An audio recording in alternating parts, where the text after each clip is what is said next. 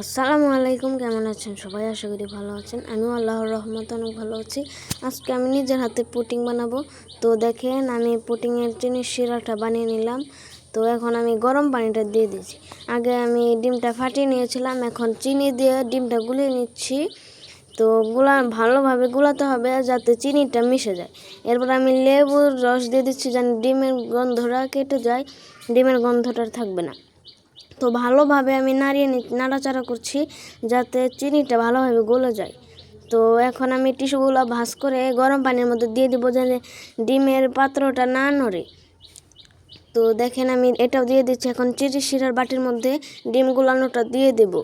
তো এখন আমি এই বাটিটা গরম পানির মধ্যে দিয়ে দিলাম। তো এখন এইরকমভাবে 10 থেকে 15 মিনিট রেখে দিয়েছিলাম।